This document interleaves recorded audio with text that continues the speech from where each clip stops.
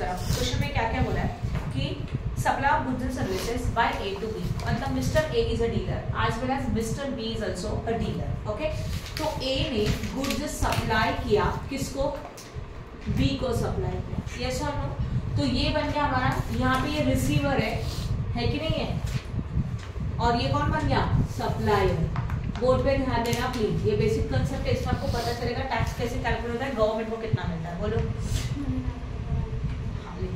क्या बताया मैंने? सप्लाई हो रहा है ए से लेके बी को, तो A is a supplier and B is a what? Recipient of the goods. Okay, जो सप्लाई किया उसका वैल्यू कितना तो वैल्यू जो बता सकता है? कितने वैल्यू का सप्लाई किया?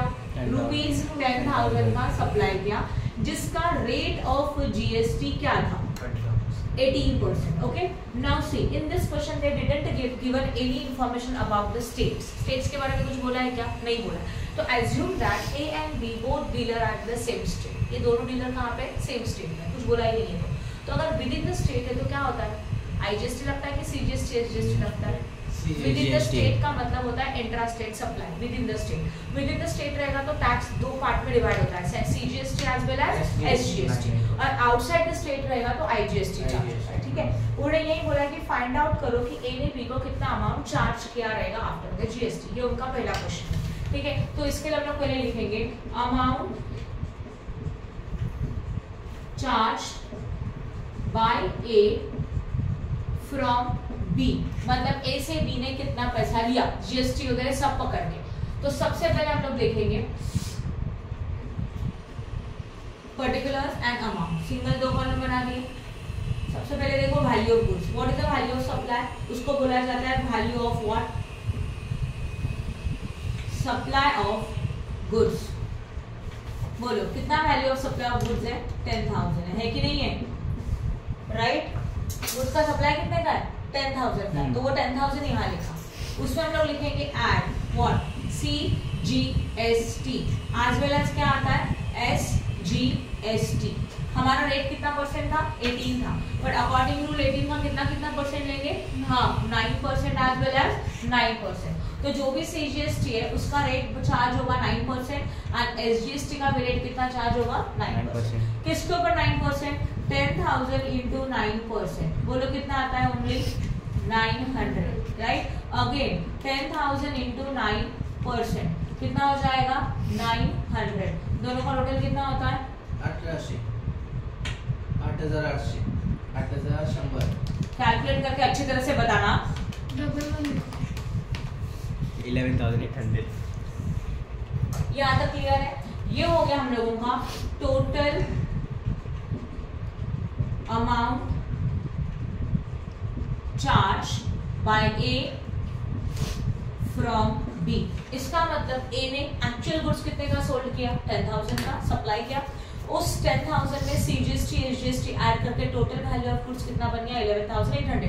तो ए ने बी को जो बिल सेंड किया उस बिल में उसने कितना चार्ज किया रहेगा? 11,800। ये पहला पॉइंट का आंसर हो गया। पॉइंट नंबर 1 में ही पूछा है ना, find out the amount charge by A from B, ये हो गया फर्स्ट आंसर। फिर आगे एक सिचुएशन दिया है, बी ने यही गुड्स सप्लाई किया सी को with the value addition of 20%। तो अभी क्या हो रहा है सेकेंड सिचुएशन में? देखो सेकेंड में B supply goods to A with what? Value addition कितना परसेंट? 20%। इसका मतलब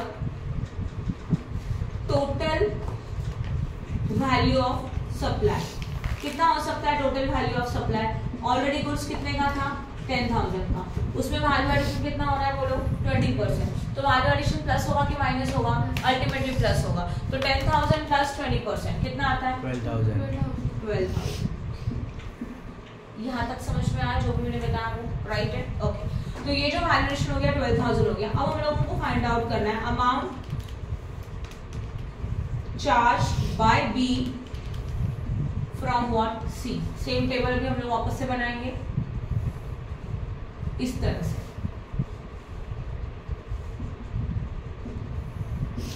पहले क्या लिखेंगे? Particulars as well as amount. सबसे पहले आएगा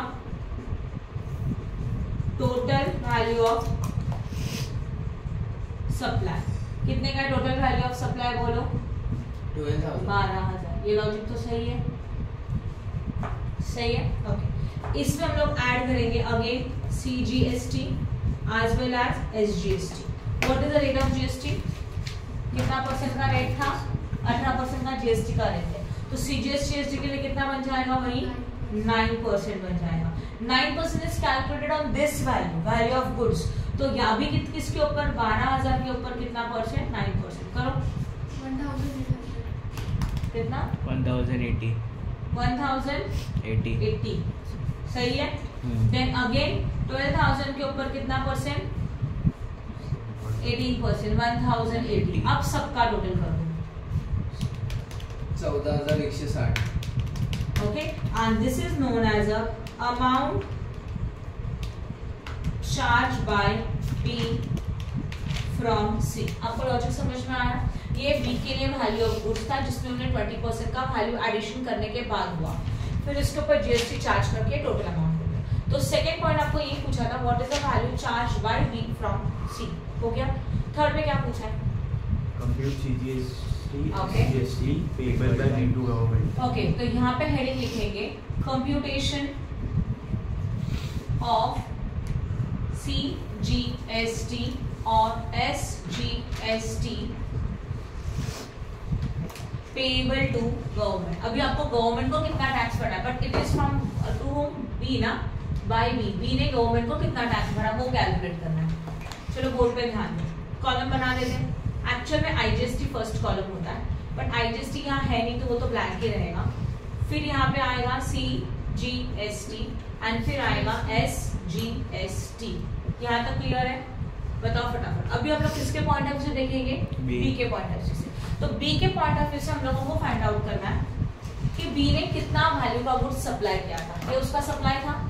सप्लाई के ऊपर के GST को या टैक्सेस को बोलते हैं हम लोग आउटपुट GST. क्या बोला जाता है उसके ऊपर? Output tax. राइट ना. तो हम लोग इसको लिखेंगे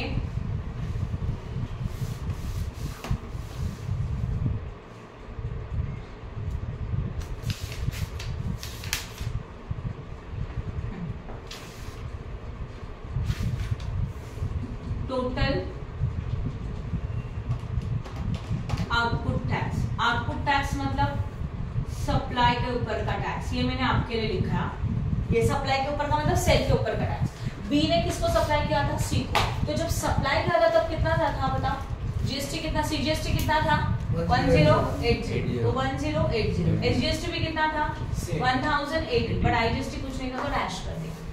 अभी हम लोग फाइंड आउट करेंगे बी गवर्नमेंट को कितना पे करेगा. उसके लिए पहले ये देखो कि बी ने जो गुड्स सप्लाई किया था तब उसका GST कितना था. सप्लाई के टाइम पे ये GST था. राइट है. सप्लाई की GST को बोलते हैं आउटपुट टैक्सेस. उसमें से हम लोग माइनस करेंगे इनपुट टैक्स या तो इनपुट टैक्स क्रेडिट. ये कौन सा टैक्स होता है? परचेज का टैक्स होता है. ये परचेज का वर्डिंग आपको एग्जाम में नहीं लिखना है, आपको समझने के लिए लिखा है. अब बताओ मुझे बी ने परचेज किससे किया था? ए से. तो उस टाइम पे चार्ज कितना हुआ था टैक्सेस? 900. बी एक मिडिल मैन है, मिडिल डीलर है. वो एक को सेल कर रहा है, एक से परचेज कर रहा है. बी ने परचेज किया था किससे? ए से परचेज किया था. और जब बी ने परचेज किया था तब उसने कितना GST पेड किया था? 900 का. उसको हम लोग बोलते हैं विच टैक्स? इनपुट टैक्स क्रेडिट बोला जाता है इसको. तो वो टैक्सेस में CGST कितना है बोलो? 900. SGST कितना है? 900. अब करेंगे इनको माइनस. IGST तो कुछ है नहीं, डैश कर दो. मतलब सी बी ने टैक्स कलेक्ट किया वो था 1080 और बी ने ऑलरेडी टैक्स पेड किया था वो था 900. तो कलेक्शन में से जो ऑलरेडी पेड है उसको माइनस करेंगे. करो माइनस. कितना आता है?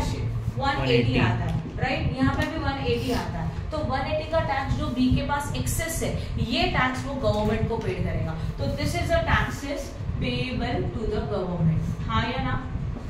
कंसेप्ट समझ में आया? क्लियर है? बी ने इतना टैक्स कलेक्ट किया. टैक्सेस कलेक्ट किया मतलब समझो मैंने आपसे टैक्सेस लिए गवर्नमेंट को पेड करने के लिए और मैंने ऑलरेडी 900 पेड किया था तो हम लोग उतना ही पे करेंगे रिमेनिंग वाला अमाउंट गवर्नमेंट को. तो अभी कितना लायबिलिटी बाकी है? 180 का. मतलब CGST पे करने का बाकी है 180 और SGST पे करने का बाकी है 180. यहाँ तक समझ में आया? ये थर्ड स्टेटमेंट हो गया. फोर्थ में क्या पूछा है बताओ? स्टेटमेंट ऑफ रेवेन्यू ना. रेवेन्यू का मतलब क्या होता है? To government.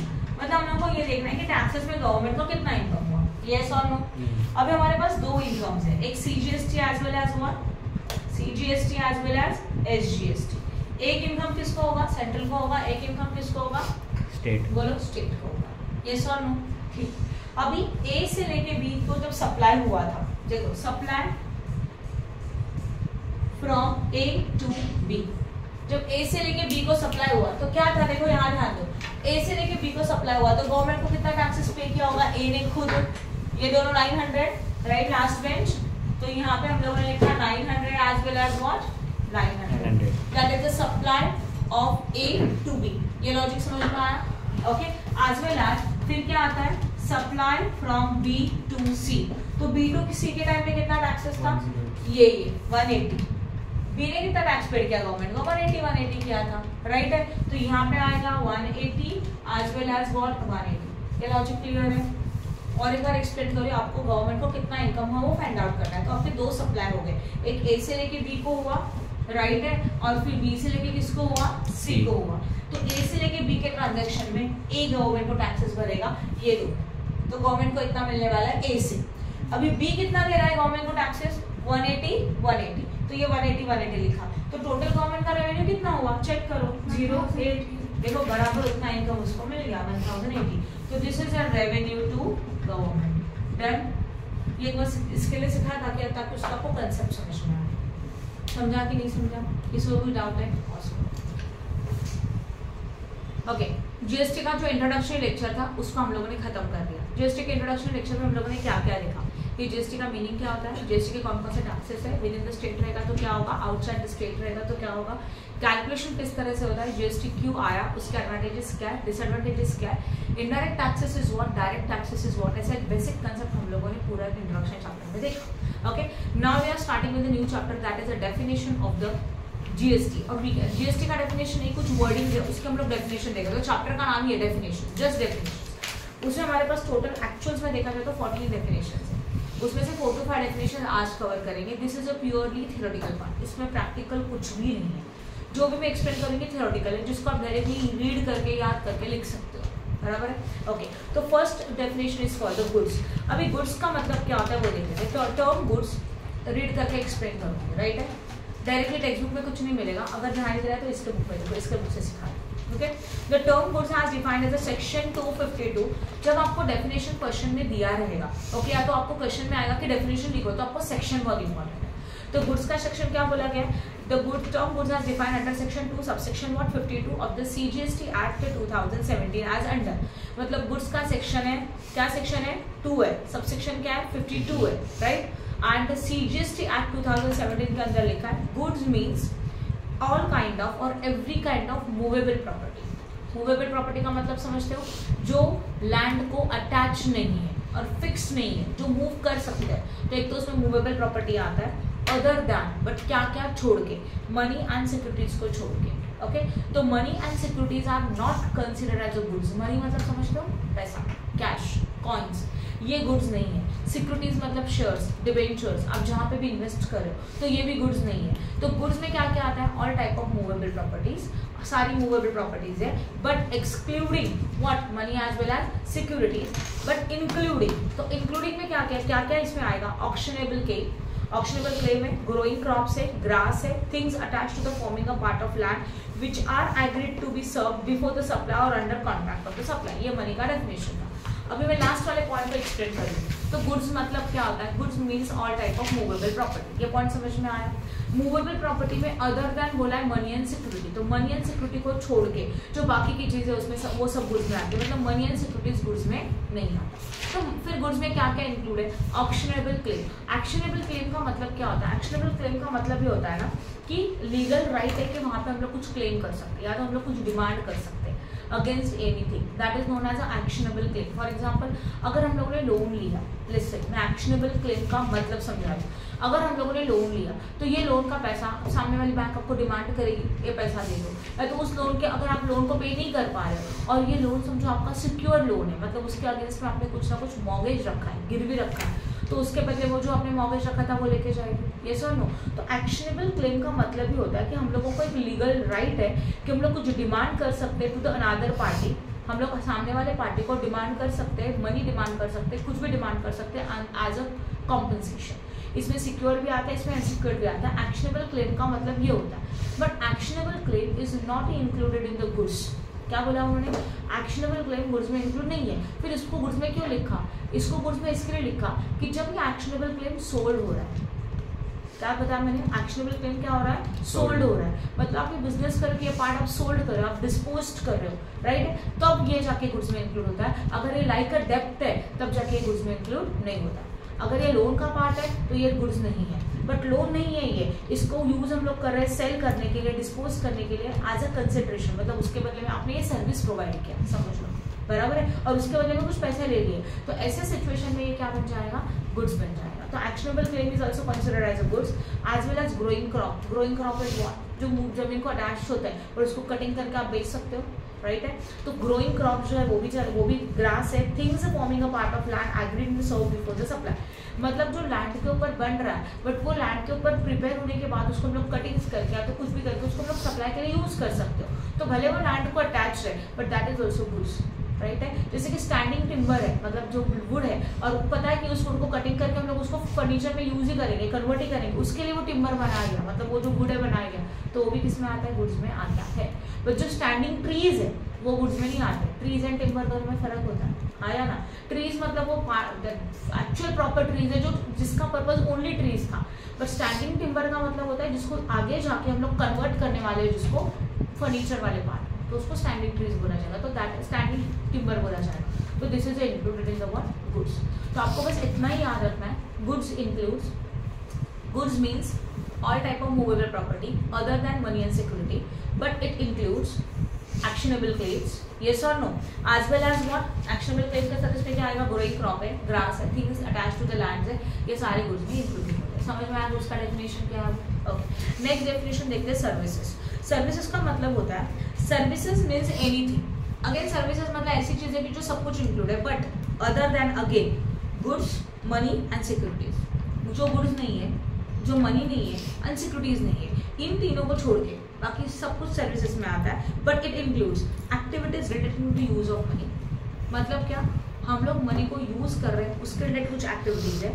Conversion by cash और एनी अदर मोड, मतलब हम लोग किसी पार्ट को कैश में कन्वर्ट कर रहे हैं या तो कैश को किसी और में कन्वर्ट कर रहे हैं, तो उसके लिए जो सर्विस दिया जा रहा है वो सर्विस में आता है। एंड फ्रॉम वन फॉर्म, एक फॉर्म से लेके दूसरे फॉर्म में कन्वर्ट कर रहे हो, या तो एक डिनोमिनेशन से लेके दूसरे डिनोमिनेशन कन्वर्ट कर रहे हो, और जहाँ पे आपको कोई ना कोई चार्जेस लिया जाएगा, तो ऐसे टाइम पे जो सर्विस आपको दिया जा रहा है, तो जो काम किया जा रहा है, दैट इज अ सर्विसेज। समझा?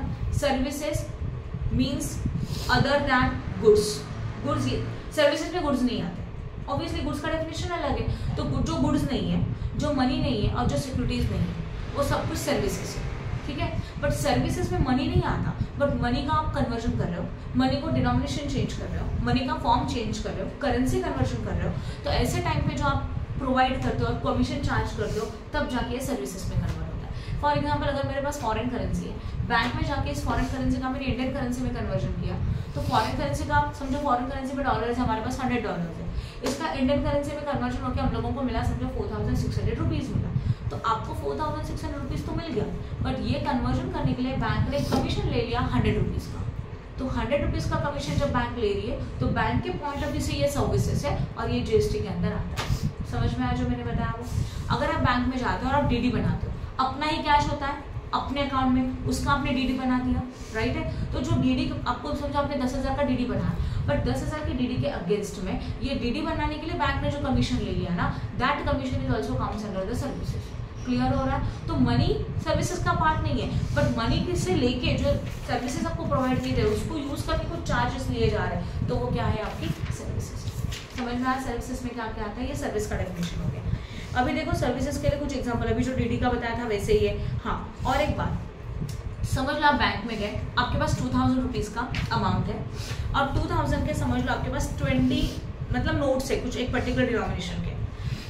अभी हम लोगों ने सोचा कि इसको हम लोग कन्वर्ट करेंगे 100 रुपीज के नोट्स में, तो क्या किया जा रहा है? जस्ट एक 20 रुपीज के नोट्स थे 2000 के, उसको आप कन्वर्ट करो 100 रुपीज में, तो बस वैल्यू ही तो चेंज हुआ। कोई चार्जेस लिए जा रहे हैं क्या? बैंक कोई चार्जेस दे रही है क्या? कुछ नहीं ले रही, बस आपको एक्सचेंज करके दे रही है, तो this is not a services. ये जीएसटी के अंदर नहीं आएगा, क्योंकि यहाँ पे कोई भी कमीशन चार्ज नहीं हो रहा है। समझ में आया?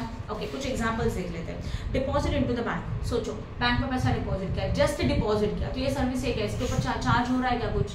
आप बैंक में जाते हो, अपना ही पैसा अपने अकाउंट में डिपॉजिट करते हो, तो ये सर्विस है क्या? नहीं है। बैंक आपको सर्विस दे रही है इसमें? नहीं दे रही है। ओके, तो ऑब्वियसली ये क्या होगा? ये सब ट्रांजैक्शन ऑफ द मनी हो गया। उसके बाद विड्रॉवल फ्रॉम बैंक, बोलो बैंक से विड्रॉवल किया, बैंक ने कोई चार्जेस लगाया आपके ऊपर? नहीं, तो ये भी सर्विसेज नहीं है। Boring and payment of loan, आप लोन ले रहे हो तो लोन पेड कर रहे हो, राइट? नॉर्मली लोन ले रहे हो, जैसे कि 5 लाख का लोन लिया और 5 लाख का लोन रिपे किया, ये भी हमारा सर्विसेज नहीं है। But interest paid on loan, now bank ने आपको लोन के ऊपर इंटरेस्ट चार्ज किया और आपको इंटरेस्ट पेड कर रहे हो, तो ये सर्विस है कि नहीं है? है, क्योंकि एक्स्ट्रा चार्जेस दिया ना लोन के ऊपर। क्लियर हो रहा है? तो ये सर्विसेज के अंदर आता है। Interest received on loan, obviously bank के फंड से आपने इंटरेस्ट रिसीव्ड किया, तो ये भी अपना सर्विसेज का पार्ट है। उसके बाद लोन प्रोसेसिंग फीस, बैंक आपको लोन देती है, फ्री में देती है क्या? नहीं, उसका फीस चार्ज करती है, तो this is also considered as a services, और ये जीएसटी के अंदर आएगा, इसके ऊपर जीएसटी लगेगा। देन उसके बाद क्या है? Commission and conversion of currency, currency को कन्वर्ट करने के लिए बैंक कमीशन देंगे, बोला था ना, चार्जेस लग रहा है तो वो जीएसटी के अंदर आएगा, ये सर्विसेज है। Conversion of rupees into the coins, आप 100 रुपीज के नोट्स लेके गए, बोला इसको कॉइन में कन्वर्ट करके दो, या तो 100 रुपीज का एक नोट लेके गए, बोला इसके 100 के कॉइन दे दो, कन्वर्जन हो रहा है, बट बैंक कोई चार्जेस ले रही है क्या? नो, तो this is not a services. After that commission for the exchange of the solid note, बराबर है, मतलब क्या? कमीशन ले रहे हैं, मतलब कन्वर्जन करने के लिए कमीशन ले रहे हो, तो जहाँ पे चार्जेस आ रहे हैं वो आपकी सर्विसेज है, तो ये सर्विसेज के अंदर आएगा। समझा आपको सर्विसेज क्या है? हाँ, मतलब इसमें क्या क्या आएगा, क्या क्या नहीं आएगा, these are just theoretical part, ये प्रैक्टिकल में नहीं आता, ये जो भी आएगा थ्योरी में आएगा, इनडायरेक्ट। समझ में आया? तो अभी मनी का मतलब क्या होता है? See, money means Indian legal tender और any foreign currency, cheque, promissory note, bill of exchange, letter of credit, draft, pay order, travelling cheques, money order, postals, electronic remittance और any other instrument recognised by the Reserve Bank of India. मतलब money को exchange करने के लिए आप जो जो document use करते हो, डीडी यूज करते हो, चेक यूज करते हो, बिल रिसीवेबल्स यूज करते हो, उनको सबको हम लोग क्या कंसिडर करेंगे? मनी कंसिडर करेंगे। अगर समझो मेरे पास 20,000 का कैश है तो ये मनी है, बट मेरे पास 20,000 का चेक है तो this is also money. Clear हो रहा है? समझा कि नहीं समझा? मेरे पास अगर 20,000 का डीडी बनाया हुआ है, this is also what? Money. Promissory note है, मनी। क्लियर हो रहा है? तो जिसको मनी का वैल्यू है, ऑल सबको हम लोग क्या कंसिडर करेंगे? लीगल टेंडर्स है, उसको भी क्या बोला जाता है? मनी बोला जाता है। आपके पास स्टैम्प पेपर्स होते हैं कि नहीं? उसके ऊपर 100 रुपीज का 500 का वैल्यू होता है, तो वो भी क्या समझा जाएगा? मनी समझा जाएगा। समझ में आया कि नहीं आया? राइट है? ओके। उसके बाद सिक्योरिटीज, नेक्स्ट डेफिनेशन है security. Securities means what? Securities मतलब सिंपल कंसेप्ट है, सिर्फ सिक्योरिटी ऑलरेडी जीएसटी के अंदर नहीं आता, क्योंकि ना ये गुड्स है ना ये सर्विसेज है। Securities is a one type of investment, जैसे कि शेयर्स है, डिबेंचर्स है, पता है ना, shares, debentures, as well as what? Bonds होते हैं, गवर्नमेंट सिक्योरिटीज है, म्यूचुअल फंड्स है, उसके यूनिट्स है, तो ये सारी चीजें जीएसटी के अंदर नहीं आती। सिक्योरिटीज गुड्स भी नहीं है, सर्विसेज भी नहीं है। क्लियर हो गया? तो ये डेफिनेशन हम लोग ने देखे, बाकी के डेफिनेशन हम लोग कल देखेंगे। कल मैं ट्राई करूंगी कि सारे डेफिनेशन का पॉइंट खत्म कर दूँ। समझ में आया? ओके। तो आज का लेक्चर यहीं पे खत्म। बेसिक लेक्चर होने के बाद हम लोगों ने 3 से 4 डेफिनेशन कवर किया। ओके।